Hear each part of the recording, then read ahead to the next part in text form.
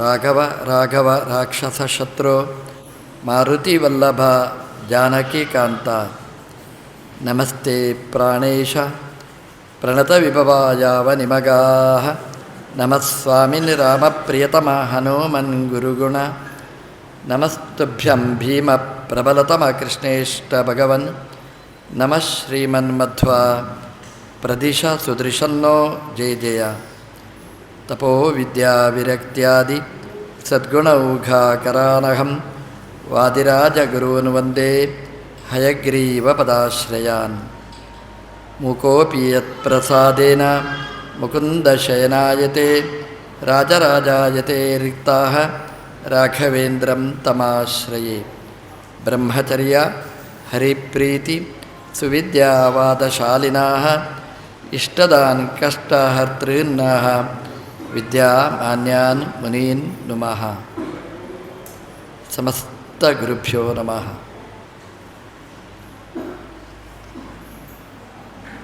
ಹನುಮಂತ ದೇವರ ಈ ಸನ್ನಿಧಾನದಲ್ಲಿ ರಾಮದೇವರ ಬಗ್ಗೆ ಒಂದೆರಡು ಮಾತು ಆಡುವುದು ನಮಗೆ ಶ್ರೇಯಸ್ಕರ, ಕೇಳುವುದು ಅಷ್ಟೇ. ನಮಗೆ ಒಂದೊಂದು ಸಲ ಅನಿಸುವುದುಂಟು, ರಾಮಾಯಣ ಹೇಳ್ತಾರೆ ಅಂತಂದರೆ ಎಂಥ ರಾಮಾಯಣ, ನಮಗೆಲ್ಲ ಗೊತ್ತು ರಾಮಾಯಣ ಅಂತ ನಾವು ಹೇಳೋದುಂಟು. ಒಬ್ಬರು ಹಾಗೆ ಹೇಳಿದರು, ರಾಮಾಯಣ ಎಲ್ಲ ಗೊತ್ತು ನಮಗೆ ಅಂತ. ಏನು ಗೊತ್ತುಂಟು ರಾಮಾಯಣ ಅಂತ ತುಂಬ ಮಾತಾಡ್ತಾರೆ ನೋಡಿ, ಅಥವಾ ನಮಗೆ ಇಷ್ಟ ಇಲ್ಲದಿದ್ದನ್ನು ಮಾತಾಡ್ತಾರೆ ನೋಡಿ. ಆಗ ಹೇಳ್ತಾರೆ ಇನ್ನು ರಾಮಾಯಣ ಸಾಕು ಅಂತ. ರಾಮಾಯಣ ಅಂತಂದರೆ ತುಂಬ ಮಾತಾಡೋದಕ್ಕೆ ರಾಮಾಯಣ, ಇದು ನಮ್ಮ ಡಿಕ್ಷನರಿಯಲ್ಲಿರುವ ಅರ್ಥ. ಆದರೆ ರಾಮಾಯಣ ಕಥೆ ಅದು ನಿರಂತರ ಹರಿತಾ ಇದೆ. ರಾಮದೇವರ ಕಥೆ ಎಷ್ಟು ಜನ ವರ್ಣನೆ ಮಾಡಿದ್ದಾರೆ. ನಾವು ಭಾಗವತ ತೆಗೆದು ನೋಡಿದರೆ ರಾಮದೇವರ ಕಥೆ ಇದೆ, ಮಹಾಭಾರತ ತೆಗೆದು ನಾವು ನೋಡಿದರೆ ರಾಮದೇವರ ಕಥೆ ಇದೆ. ಪಾಂಡವರಿಗೆ, ಧರ್ಮರಾಜನಿಗೆ ರಾಮದೇವರ ಕಥೆಯನ್ನು ಹೇಳ್ತಾರೆ. ರಾಮದೇವರ ಕಥೆ ಸ್ಕಾಂದ ಪುರಾಣದಲ್ಲಿ ರಾಮದೇವರ ಕಥೆ ಇದೆ. 18 ಪುರಾಣ ತೆಗೆದು ನಾವು ನೋಡಿದರೆ ರಾಮಾಯಣ ಕಥೆ ಇದೆ. ರಾಮಾಯಣ ಎಲ್ರಿಗೂ ಬೇಕು. ರಾಮಾಯಣ ಅದು ಒಂದು ನಮ್ಮ ಸಮಸ್ಯೆಗಳನ್ನು ಪರಿಹಾರ ಮಾಡಿ ನಮಗೆ ಬೇಕಾದ ಇಷ್ಟವನ್ನು ಕೊಡ್ತಕ್ಕ ಕೃತಿ ಅದು ಶ್ರೀಮದ್ ರಾಮಾಯಣ. ಅದನ್ನು ನಮಗೆ ಕೊಟ್ಟವರು ವಾಲ್ಮೀಕಿಗಳು. ವಾಲ್ಮೀಕಿ ರಾಮಾಯಣದಲ್ಲಿ ಮೂಲ ರಾಮಾಯಣ ಅಂತ ಒಂದಿದೆ, ಅದು ನಮಗೆ ಸಿಗುವುದಿಲ್ಲ. ಶ್ರೀಮದ್ ಆಚಾರ್ಯರು ಅದರ ತಾತ್ಪರ್ಯವನ್ನು ನಮಗೆ ವಿವರಿಸಿದ್ದಾರೆ. ವಾಲ್ಮೀಕಿ ರಾಮಾಯಣ ನಮಗೆ ಉಪಲಬ್ಧ. ವಾಲ್ಮೀಕಿಗಳು ರಾಮಾಯಣವನ್ನು ರಚನೆ ಮಾಡ್ತಾರೆ.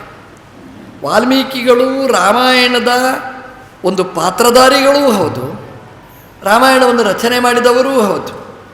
ಹೇಗೆ ವೇದವ್ಯಾಸ ದೇವರು ಮಹಾಭಾರತ ರಚನೆ ಮಾಡಿದವರೂ ಹೌದು, ಅದರಲ್ಲಿ ಅವರು ಪಾತ್ರಧಾರಿಗಳೂ ಹೌದು. ಹಾಗೆಯೇ ವಾಲ್ಮೀಕಿಗಳು ಅಂತಂದರೆ ಹೆಸರೇನು ಅಂತಲೇ ನಮಗೆ ಸಿಗುವುದು ಕಷ್ಟ. ವಾಲ್ಮೀಕಿ ಅಂತ ನಾವು ಕರೀತೇವೆ. ವಾಲ್ಮೀಕಿ ಅಂತ ಅವರ ಪ್ರಶಸ್ತಿ, ಅದು ಆ ಪ್ರಶಸ್ತಿಯೇ ಇವತ್ತು ಪ್ರಸಿದ್ಧ ಆಗಿದೆ. ವಾಲ್ಮೀಕಿಗಳ ಹೆಸರು ನಾವು ಮರೆತು ಬಿಟ್ಟಿದ್ದೇವೆ ಇತಿಹಾಸದಲ್ಲಿ. ವಾಲ್ಮೀಕಿ ಅಂತ ಯಾಕೆ ಹೆಸರು ಬಂತು ಅಂತಂತಂದರೆ ಅದವರ ತಪಸ್ಸು. ರಾಮಾಯಣ ಪ್ರಾರಂಭ ಮಾಡುವುದೇ ಹಾಗೆ, ತಪಸ್ವಾಧ್ಯಾಯ ನಿರತಂ ತಪಸ್ವಿ ವಾಗ್ಯುದಾಂಬರಂ ನಾರದಂ ಪರಿಪಪ್ರಚ್ಛ ವಾಲ್ಮೀಕಿ ಮುನಿಪುಂಗವಂ. ತಪಸ್ವಿಗಳು ಅಂತಲೇ ಶುರು ಮಾಡ್ತಾರೆ. ತಪಸ್ವಿ ಅಂತಂದರೆ ಎಷ್ಟು ತಪಸ್ಸು.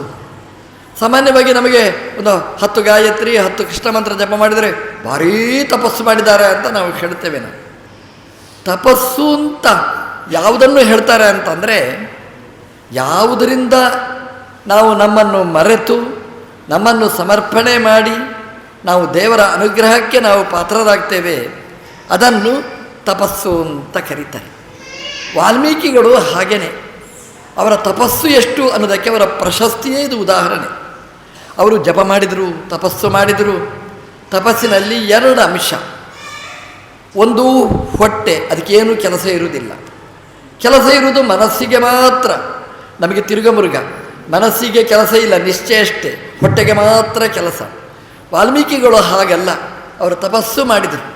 ಎಂಥ ತಪಸ್ಸು ಅಂತಂದರೆ ಹೊಟ್ಟೆಗೆ ಕೆಲಸ ಇಲ್ಲ, ಯಾವ ಹಿಟ್ಟೂ ಇಲ್ಲ ಹೊಟ್ಟೆಗೆ, ಅಂದರೆ ಉಪವಾಸ. ಇದು ಒಂದು ಪ್ರಧಾನವಾದ ಅಂಗ. ಎರಡನೇದ್ದು, ಈ ಪ್ರಪಂಚವನ್ನು ಮರೆತರು.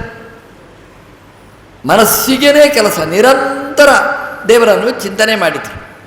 ಹೀಗೆ ಅವರ ತಪಸ್ಸು ಬೆಳೆಯಿತು. ಎಷ್ಟು ದಿನ, ಎಷ್ಟು ವರ್ಷ ಅಲ್ಲ, ಅವರ ದೇಹನೇ ಮಣ್ಣಲ್ಲಿ ಸೇರಿತಂತೆ, ಅದು ಹುತ್ತ ಬೆಳೆಯಿತಂತೆ. ವಾಲ್ಮೀಕ ಅಂದರೆ ಹುತ್ತ, ವಾಲ್ಮೀಕಿ ಅಂತಂದರೆ ಹುತ್ತದಿಂದ ಮೇಲಕ್ಕೆ ಬಂದವರು ಅಂತ ರಾಮಾಯಣ ಹೇಳುತ್ತೆ. ಅಂದರೆ ತಪಸ್ಸು ಅದು ದೇಹ ಪೂರ್ತಿ ಅದನ್ನು ಜರ್ಜರಿತವಾಗಿ ಮೃಣ್ಮಯವಾಗಿ ಮತ್ತೆ ಪುನಃ ಹೊಸ ಶರೀರವನ್ನು ವಾಲ್ಮೀಕಿಗಳು ಪಡೆದರು, ವಾಲ್ಮೀಕಿಗಳಾದರು ಅಂತ. ಭಗವಂತನ ಸೃಷ್ಟಿ ಅದ್ಭುತವಾದ್ದು ನೋಡಿ. ವಾಲ್ಮೀಕ ಅಂತ ನಾವು ಹೇಳ್ತೇವೆ, ಹುತ್ತ ಅಂತ. ನಮಗೇನೋ ಅದು ಸಾಮಾನ್ಯ ಸಂಗತಿ. ನೀವೊಂದರ ಮಾಡಿ ನೋಡಿ, ನಿಮ್ಮಿಂದ ಆದೀತ ಖಂಡಿತ ಅಸಾಧ್ಯ. ಆ ಹುಳ ಆ ಮಣ್ಣನ್ನು ತಂದು ತಂದು ತಂದು ಜೋಡಿಸಿ ಎತ್ತರದವರೆಗೆ ಜೋಡಿಸಿರ್ತದೆ. ಅದು ತೆಳ್ಳಗಿನ ಗೋಡೆ, ನಮ್ಮಿಂದ ಸಾಧ್ಯನೇ ಇಲ್ಲ, ನಮ್ಮ ಕೈಯಲ್ಲಿ ಹಿಡಿಸದಿದ್ದ ಹಾಗೇನೆ.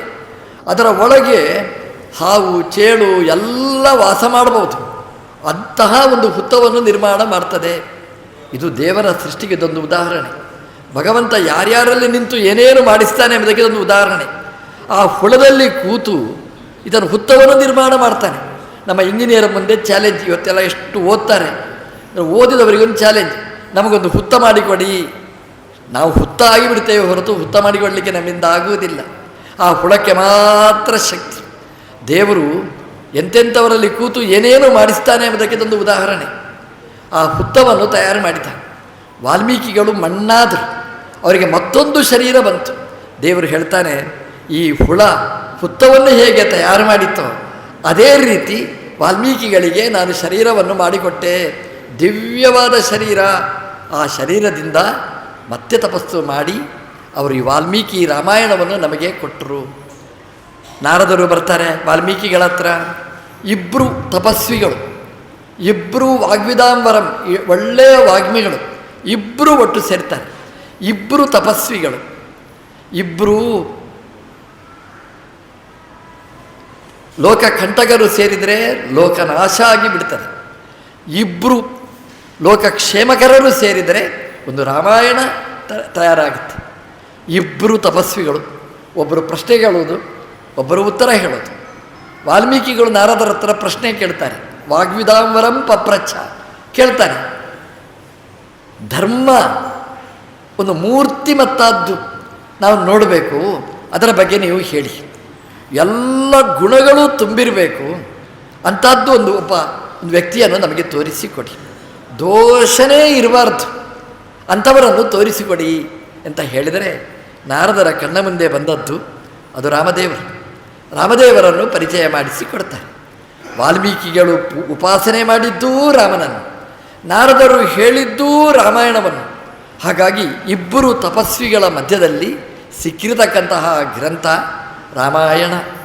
ಹಾಗಾಗಿ ನೋಡಿ, ರಾಮಾಯಣ ಇವತ್ತೂ ನಾವು ಸಾವಿರ ಸಾವಿರ ಸಾವಿರ ವರ್ಷಗಳು ಕಳೆದರೂ ಕೂಡ ರಾಮಾಯಣ ಇವತ್ತು ಜೀವಂತ. ರಾಮಾಯಣವನ್ನು ರಚನೆ ಮಾಡ್ತಾರೆ. ಇವತ್ತು ಕವಿಗಳು, ಒಬ್ಬ ಕವಿ ಅಂತ ಆಗಬೇಕು ಅಂತಂದರೆ ಬರೀ ಕಾದಂಬರಿ ಬರೆದರೆ ಕವಿ ಆಗುವುದಿಲ್ಲ. ಎಂತೆಂಥ ರಾಮಾಯಣಗಳನ್ನು ಬರೀತಾರೆ ನೋಡಿ, ಬರೆದು ರಾಷ್ಟ್ರಕವಿ, ರಾಜ್ಯಕವಿ ಎಲ್ಲ ಆಗ್ತಾರೆ. ರಾಮಾಯಣ ಬರೀಬೇಕು, ಅವರು ರಾಮಾಯಣವನ್ನು ಮುಟ್ಟಬೇಕು, ರಾಮಾಯಣದ ವಿಮರ್ಶೆ ನಡೆಸಬೇಕು, ಆವಾಗ ಅವರೊಬ್ಬರು ಕವಿಗಳಾಗ್ತಾರೆ ಅಂತ. ಹಾಗಾಗಿ ರಾಮಾಯಣ ಅದು ಎಲ್ರಿಗೂ ಬೇಕಾದ ವಸ್ತು, ಒಂದೇ ವಸ್ತು. ಅದನ್ನು ಅವರವರ ಬುದ್ಧಿಯಲ್ಲಿ ಅದನ್ನು ಬೆಳೆಸ್ತಾರೆ. ವಾಲ್ಮೀಕಿಗಳು ಕೊಟ್ಟಿರತಕ್ಕಂತಹ ಕೃತಿ ಅದು ರಾಮಾಯಣ, ಅದು ಶಾಶ್ವತ. ಅಲ್ಲಿ ಬರೀತಾರೆ ವಾಲ್ಮೀಕಿಗಳು, ನಾನು ಬರೆಯುವ ರಾಮಾಯಣ ಅದು ಯಾವತ್ ಸಂತಿ ಗಿರಯ ಯಾವತ್ ನದ್ಯ ಚಂದಂತಿ. ನದಿಗಳು ಹರಿತಾ ಇರ್ತವೆ, ಬೆಟ್ಟಗಳು ಇರ್ತವೆ, ಸೂರ್ಯ ಚಂದ್ರರು ಇರ್ತಾರೆ, ಅಲ್ಲಿವರೆಗೆ ಈ ರಾಮಾಯಣ ಇರ್ತದೆ ಅಂತ ಹೇಳ್ತಾರೆ. ಅದು ಸತ್ಯವಾದ ಸಂಗತಿ ನೋಡಿ. ರಾಮಾಯಣ ಅದು ನಿರಂತರವಾಗಿ ಹರಿಯುವಂಥದ್ದು. ರಾಮಾಯಣ ನಾವು ರಾಮನಿಗೆ ಹೆಸರು ಹೇಳಿ ಒಂದು ಮಂದಿರ ಕಟ್ಟಿದರೆ ಅದನ್ನು ಕೆಡವಬಹುದು, ಆದರೆ ರಾಮಾಯಣವನ್ನು ನಾಶ ಮಾಡಲಿಕ್ಕೆ ಸಾಧ್ಯ ಇಲ್ಲ. ರಾಮಾಯಣದ ಪುಸ್ತಕವನ್ನು ಹಾಳು ಮಾಡಬಹುದಷ್ಟೇ ಹೊರತು ರಾಮಾಯಣವನ್ನು ನಿರ್ಮೂಲನೆ ಮಾಡಲಿಕ್ಕೆ ಸಾಧ್ಯ ಇಲ್ಲ. ರಾಮಾಯಣ ಅದು ಅಜರಾಮರ, ಅದು ನಿರಂತರವಾಗಿ ಉಳಿಯುವಂಥದ್ದು. ವಾಲ್ಮೀಕಿಗಳು ಆರಂಭ ಮಾಡೋದು ಹೀಗೆ: ಮಾನಿಷಾದ ಪ್ರತಿಷ್ಠಾಂ ತ್ವಂ ಅಗಮ ಶಾಶ್ವತೀ ಸಮಾಹ ಯತ್ಕ್ರೌಂಚ ಮಿಥುನಾದೇಕಂ ಅವಧೀಹಿ ಕಾಮಮೋಹಿತಂ. ವಾಲ್ಮೀಕಿಗಳ ಬಾಯಲ್ಲಿ ಬಂದ ಮೊದಲನೆಯ ಶ್ಲೋಕ ಇದು. ಮಾನಿಷಾದ ಅಲ್ಲಿಂದ ಪ್ರಾರಂಭ ಮಾಡ್ತಾರೆ. ಇದೊಂದು ಶಾಪ ಇದ್ದಾಗಿದೆ. ವಾಲ್ಮೀಕಿಗಳು ಸ್ನಾನಕ್ಕೆ ಅಂತ ಬರ್ತಾರೆ ಶಿಷ್ಯನ ಜೊತೆಗೆ, ಇನ್ನೂ ಸ್ನಾನ ಮಾಡಲಿಲ್ಲ, ಸಂಕಲ್ಪ ಮಾಡ್ತಾರೆ. ಮೇಲೆ ಮರ ನೋಡ್ತಾರೆ, ನೋಡಿದ್ರೆ 2 ಹಕ್ಕಿ, ಒಂದು ಗಂಡು ಹಕ್ಕಿ ಒಂದು ಹೆಣ್ಣು ಹಕ್ಕಿ, ಅದು ಮರದಲ್ಲಿ ಕೂತಿರ್ತದೆ. ವಾಲ್ಮೀಕಿಗಳು ನೋಡ್ತಾ ಇರ್ತಾರೆ. ಒಬ್ಬ ಬೇಡ ಬರ್ತಾನೆ, ಬೇಡವಾದ ಕೆಲಸ ಮಾಡ್ತಾನೆ, ತನ್ನ ಬತ್ತಳಿಕೆಯಿಂದ ಬಾಣ ತೆಗಿತಾನೆ, ಬಿಲ್ಲಿಗೆ ಜೋಡಿಸ್ತಾನೆ, ಬಾಣ ಪ್ರಯೋಗ ಮಾಡ್ತಾನೆ. ಬಾಣ ಪ್ರಯೋಗ ಮಾಡಿದರೆ ಆ 2 ಹಕ್ಕಿಗಳು ಆರಾಮವಾಗಿತ್ತು, ಯಾರ ತಂಟೆಗೂ ಹೋಗಲಿಲ್ಲ, ಅವರಷ್ಟಕ್ಕೆ ಇದ್ದು ಆ 2 ಪ್ರಾಣಿ ಪಕ್ಷಿಗಳು. ಬಾಣ ಪ್ರಯೋಗ ಮಾಡಿದರೆ ಆ ಬಾಣ ಒಂದು ಗಂಡು ಹಕ್ಕಿಯ ಮೇಲೆ ತಾಗಿತ್ತು. ಗಂಡು ಹಕ್ಕಿ ತಾಗಿ ನೋವಾಗಿ ವೇದನೆಯಿಂದ ಕೆಳಗೆ ಬಿತ್ತು.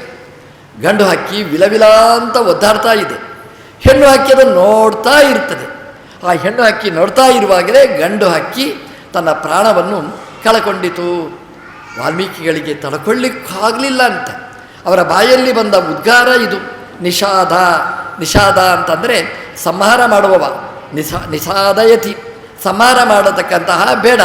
ಹೇ ನಿಷಾದ, ಮಾ ನೀನು ಬದುಕಬೇಡ, ಮಾ ಶಾಶ್ವತೀ ಸಮಾಹ ಪ್ರತಿಷ್ಠಾ ಮಾ ಅಗಮಃ, ನೀನು ಪ್ರತಿಷ್ಠೆಯನ್ನು ಹೊಂದಬೇಡ, ಸ್ಥಿರವಾಗಿ ಇರಬೇಡ ಅಂತ.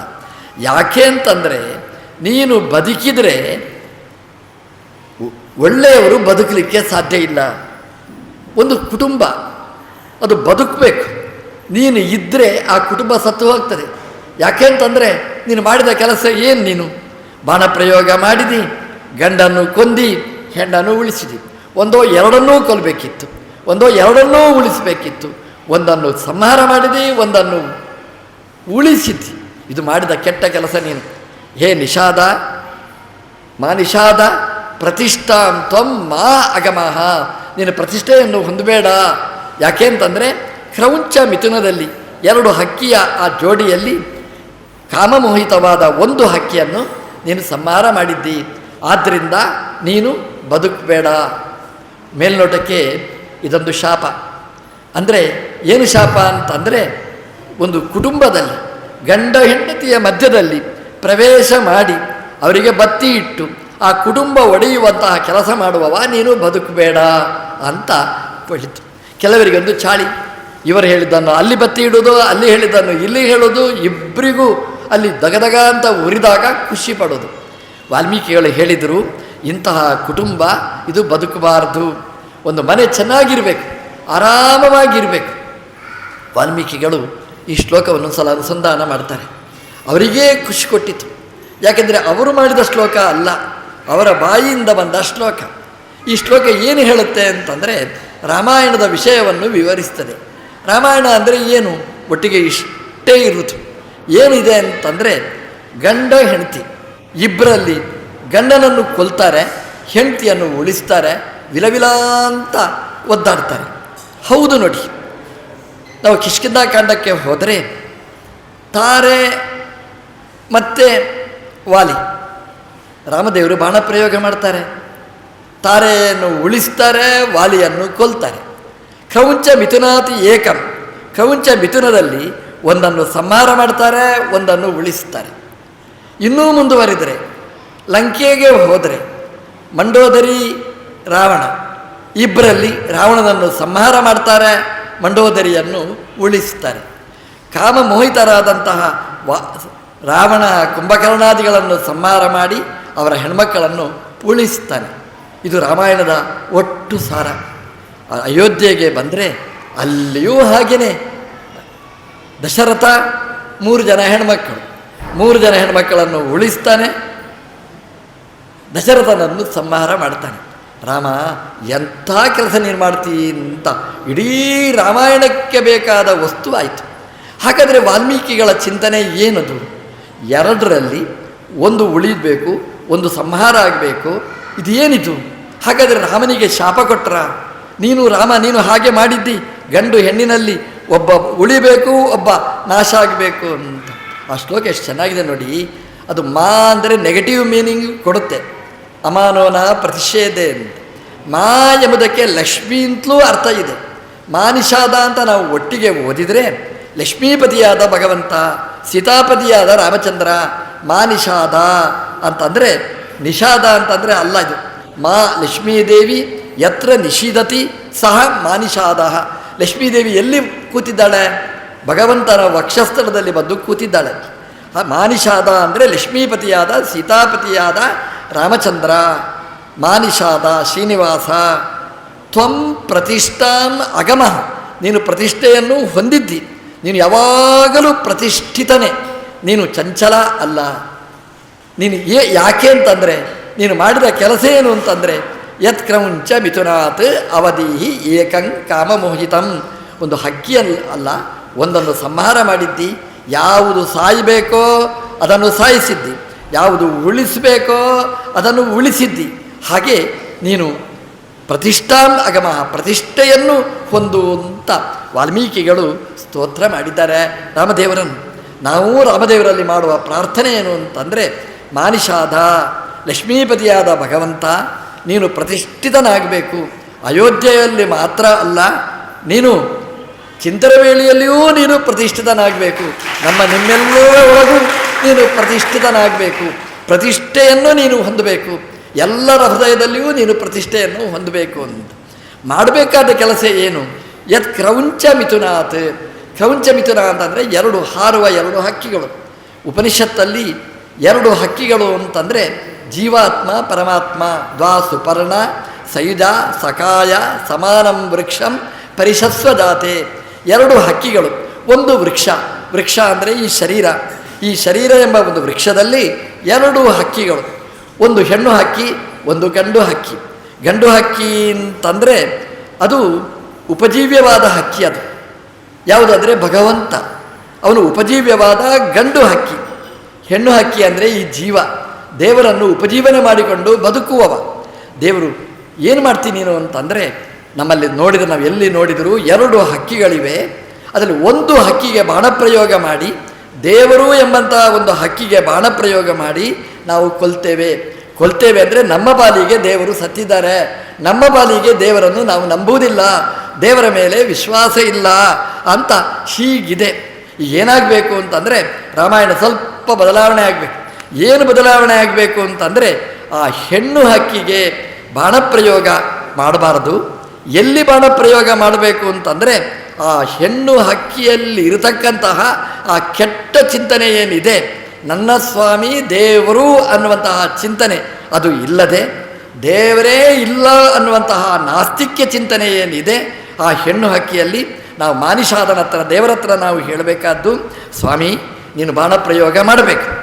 ಎಲ್ಲಿ ಬಾಣಪ್ರಯೋಗ ಮಾಡಬೇಕು ಅಂತಂದರೆ ಈ ಜೀವರಾಶಿಯಲ್ಲಿ ಅಲ್ಲ, ಆ ಜೀವರಾಶಿಯಲ್ಲಿರತಕ್ಕಂತಹ ಆ ವಿಪರೀತ ಜ್ಞಾನ ಎಂಬಂಥದ್ದು ಏನು ಇದೆ ಅದಕ್ಕೆ ನೀನು ಬಾಣಪ್ರಯೋಗ ಮಾಡು. ಕ್ರೌಂಚಮಿತನ ಅಂದರೆ ಅದು ಆ ವಿಪರೀತ ಜ್ಞಾನ, ಸಂಶಯಾತ್ಮಕ ಜ್ಞಾನ. ಆ ಸಂಶಯದ ಮೇಲೆ ನೀನು ಬಾಣಪ್ರಯೋಗ ಮಾಡು, ಅದನ್ನು ಸಂಹಾರ ಮಾಡು.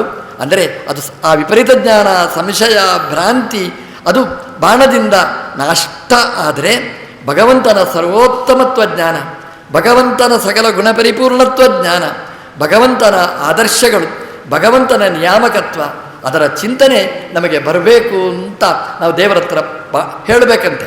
ನಾವು ಬಾಣಪ್ರಯೋಗ ಮಾಡಿದರೆ ಗುರಿ ಒಂದು, ಹೊಡೆಯುವುದು ಇನ್ನೊಂದು ಕಡೆ. ಎಲ್ಲೆಲ್ಲೋ ಗುರಿ, ಎಲ್ಲೆಲ್ಲೋ ಬಾಣಪ್ರಯೋಗ. ರಾಮದೇವರ ಬಾಣಪ್ರಯೋಗ ಹಾಗಲ್ಲ. ಎಲ್ಲಿ ಗುರಿ ಇಡ್ತಾರೆ ಅಲ್ಲೇ ಬಾಣಪ್ರಯೋಗ ಮಾಡ್ತಾರೆ. ಯಾವುದಕ್ಕೆ ಗುರಿ ಇಟ್ಟಿರ್ತಾರೆ, ಯಾವುದು ಸಾಯಬೇಕು ಅಂತ ಅದೇ ಸಾಯ್ತದೆ ಹೊರತು ಇನ್ನೊಂದು ಸಾಯುವುದಿಲ್ಲ. ದೇವರ ಬಾಣಪ್ರಯೋಗದ ಕ್ರಮ ಅಂದರೆ ಹಾಗಿರ್ತದೆ. 7 ವೃಕ್ಷಗಳನ್ನು ಸಂಹಾರ ಮಾಡಿದ ರಾಮದೇವರು 7 ವೃಕ್ಷವನ್ನು ಬೀಳಿಸಿದರೆ ಹೊರತು 8ನೇದ ಅಲ್ಲ, 6ನೇದರಲ್ಲಿ ನಿಲ್ಲಿಸಲೂ ಇಲ್ಲ. ದೇವರದ್ದು ಗುರಿ ಮುಟ್ಟುವ ದಾರಿ. ಹಾಗಾಗಿ ನಾವು ದೇವರ ಹತ್ರ ಹೇಳಬೇಕಾದ್ದು, ನಮ್ಮ ಅಂತಃಕರಣದಲ್ಲಿ ಏನು ಮಾಲಿನ್ಯ ಇದೆ, ಕಷ್ಪಲಗಳಿವೆ, ದೋಷಗಳಿವೆ, ಆ ದೋಷಗಳು ಎಂಬಂತಹ ಕ್ರೌಂಚವನ್ನು ನೀನು ಸಂಹಾರ ಮಾಡುವಂಥ ಬಾಣಪ್ರಯೋಗ ಮಾಡುವಂಥ ದೇವರ ಹತ್ರ ಪ್ರಾರ್ಥನೆ ಮಾಡಿದರೆ ಭಗವಂತ ಅದನ್ನು ಸಂಹಾರ ಮಾಡ್ತಾನೆ. ಜೀವ ನಿಜವಾದ ಹಕ್ಕಿ ಭಗವಂತನ ಹತ್ರನೇ ಇರ್ತಾನೆ. ಭಗವಂತನ ಅನುಸಂಧಾನ ಇರ್ತದೆ, ಸರ್ವೋತ್ತಮತ್ವ ಜ್ಞಾನ ಅದು ಬರಲಿ ಅಂತ ವಾಲ್ಮೀಕಿಗಳ ಪ್ರಾರ್ಥನೆ ಹೊರತು ಅವನು ಬೇಡನನ್ನು ಸಾಯಲಿ ಅಂತ ಶಾಪ ಕೊಟ್ಟದ್ದಲ್ಲ. ಎಲ್ಲಿ ಭಗವಂತ ಮತ್ತು ಜೀವಾತ್ಮ ಇವರಲ್ಲಿ ವಿಪರೀತ ಜ್ಞಾನವನ್ನು ಯಾರು ಉಂಟು ಮಾಡಿಕೊಡ್ತಾರೆ ಅಂಥವರನ್ನು ಸಂಹಾರ ಮಾಡುವಂಥ ನಾವು ಮಾಡಬೇಕಾದ ಆ ಪ್ರಾರ್ಥನೆ. ಹಾಗಾಗಿ ವಾಲ್ಮೀಕಿ ರಾಮಾಯಣ ಅಥವಾ ರಾಮಾಯಣ ಅದಕ್ಕೆ ಮೂಲ ಸ್ಫೂರ್ತಿ ಕೊಡತಕ್ಕಂತಹ ಈ ಶ್ಲೋಕ, ಮಾನಿಷಾದ ಲಕ್ಷ್ಮೀಪತಿಯಾದಂತಹ ಭಗವಂತ ನೀನು ಪ್ರತಿಷ್ಠೆಯನ್ನು ಹೊಂದಬೇಕು. ಅಂದರೆ ಎಲ್ಲ ಜೀವರಾಶಿಗಳಲ್ಲಿಯೂ ನಿನ್ನ ಪ್ರತಿಷ್ಠೆ ಆಗಬೇಕು. ಅಯೋಧ್ಯೆಯಲ್ಲಿ ಪ್ರತಿಷ್ಠೆ ಆಗಿದೆ, ನಮ್ಮ ಶರೀರದ ಅಯೋಧ್ಯೆ ಆಗಬೇಕು. ಇಲ್ಲಿ ಭಗವಂತನ ಪ್ರತಿಷ್ಠೆ ಆಗಬೇಕು. ಭಗವಂತ ಗಟ್ಟಿಯಾಗಿ ಕೂಡಬೇಕು. ಭಗವಂತ ಇಲ್ಲಿ ಕೂತ್ರೆ ಯಾರು ಸಾಯಬೇಕೋ ಅವರು ಸಾಯ್ತಾರೆ, ಯಾರು ಬದುಕಬೇಕೋ ಅವರು ಬದುಕ್ತಾರೆ. ಹಾಗಾಗಿ ಯಾವುದು ಬೇಡವಾದ್ದು ಅದನ್ನು ಬೇಡನಾಗಿ ಭಗವಂತ ಸಂಹಾರ ಮಾಡಲಿ, ಯಾವುದು ಬೇಕಾದ್ದು ಅದನ್ನು ಉಳಿಸಲಿ. ಹಾಗೆ ನಮ್ಮಲ್ಲಿ ಭಗವಂತನ ಆ ಸರ್ವೋತ್ತಮತ್ವ ಜ್ಞಾನ, ಭಗವಂತನ ಆದರ್ಶ ಅದು ಮೆರೆಯಲಿ, ರಾಮನ ರಾಜ್ಯ ಅದು ಸ್ಥಿರವಾಗಿ ಉಳಿಯಲಿ ಅಂತ ಹಾರೈಸ್ತಾ ಕೃಷ್ಣಾರ್ಪಣ ವಸ್ತು.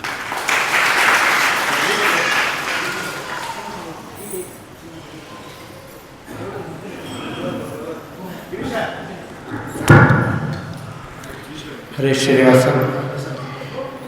ಈ ಒಂದು ಚಾತುರ್ಮಾಸ್ಯದ ಪರ್ವಕಾಲದಲ್ಲಿ ಉಭಯ ಶ್ರೀಪಾದಂಗಳವರಿಂದ ಇಂದು ಮೊದಲುಗೊಂಡು 25 ಸೆಪ್ಟೆಂಬರ್ ಅಂದರೆ ಅನಂತನ ಚತುರ್ದಶಿ ದಿವಸದವರೆಗೂ ಈ ಒಂದು ಚಾತುರ್ಮಾಸ್ಯದ ಸಮಯದಲ್ಲಿ ಪ್ರತಿನಿತ್ಯವೂ ಇದೇ ವೇದಿಕೆಯಲ್ಲಿ ಮಹಾಪೂಜೆಯ ನಂತರದಲ್ಲಿ ಕಿರಿಯ ಶ್ರೀಪಾದಂಗಳವರಿಂದ ಶ್ರೀಮದ್ ಭಾಗವತ ಹಾಗೂ ಹಿರಿಯ ಶ್ರೀಪಾದಂಗಳವರಿಂದ ಶ್ರೀಮದ್ ರಾಮಾಯಣದ ಚಿಂತನೆಯನ್ನು ನಮಗೆಲ್ಲರೂ ಅನುಗ್ರಹಿಸುತ್ತಿದ್ದಾರೆ.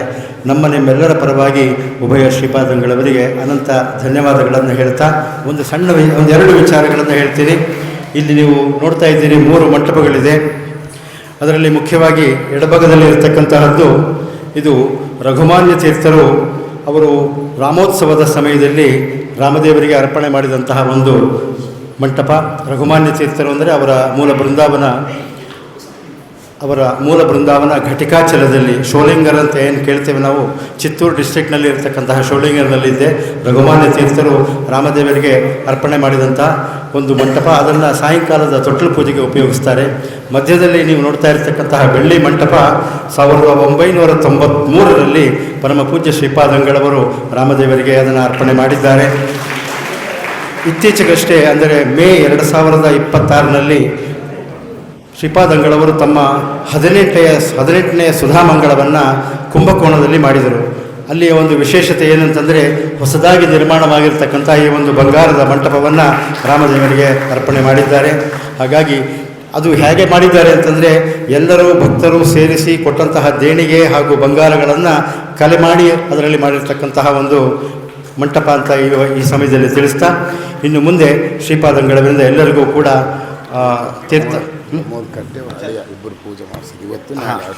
ಇವತ್ತು ಹಾಗೂ ನಾಳಿನ ದಿವಸ ಈ ಒಂದು ಚಾತುರ್ಮಾಸದ ಮೊದಲ 2 ದಿವಸದ ವಿಶೇಷ ಪೂಜೆಯನ್ನು ಸಮರ್ಪಣೆ ಮಾಡಿರುವ